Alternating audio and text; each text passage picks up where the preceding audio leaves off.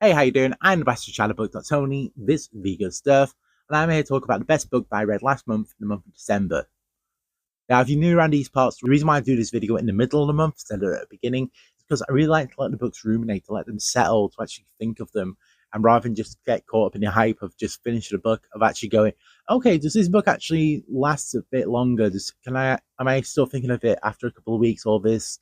And the book that I'm talking about today, not only am I still thinking about it, I'm going to be thinking about it for a long time. And it's actually a book that I'm really annoyed with myself for, that I didn't read it earlier, because if I did, it definitely would have had a spot on me top 10 of the year.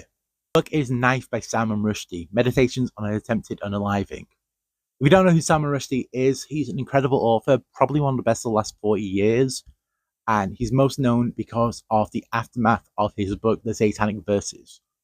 I really recommend you go look this up on yourself. The story is really interesting, but to make a big story short, basically, Satanic Verses had a religious character depicted that some people really did not like, to the point where the nation of Iran put a fatwa on his head, basically saying that someone should off him.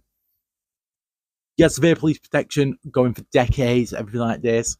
He wasn't able to be in rooms with other people without a man with a gun there protecting him. But as time went on, the risk of an attack became lower and lower, to the point where he wasn't getting any protection or anything like that. In 2022, he was doing a Q&A where someone came up on the stage and attacked him with the titular knife. This book is Salman's way of really responding to the trauma that happened after the attack, of losing his eyesight, after many, many wounds he suffered. And whilst it is a very harrowing read in some parts, definitely about the attack and the aftermath of everything, and like him speaking about his family during that time, there is so much to take from this book. As it says, it's a meditation of the attack. It's not a true crime, gritty retelling of it all. This is Salman really coming to terms with everything and doing it in a way which is beautiful.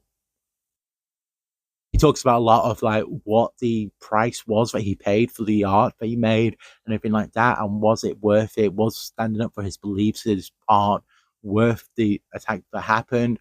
He talks about a lot of different things, and the way that he writes. As I said, he's one of the best writers of the last 4 years. This might be one of his greatest books because it's such an emotionally raw book. There's a part in it which I found really beautiful, which was in a way for him to get over everything. He wrote an interview with himself and the attacker. This was not a real interview. This is all in his head. But it's such an interesting way of just seeing this and like him working through his trauma, working through his attack. It's a very deep book. It's very philosophical. There's quite a lot of philosophy in there as well. I wouldn't recommend it for everyone, but please, if you're interested at all, take a look at this, see if it's right for you. Because if you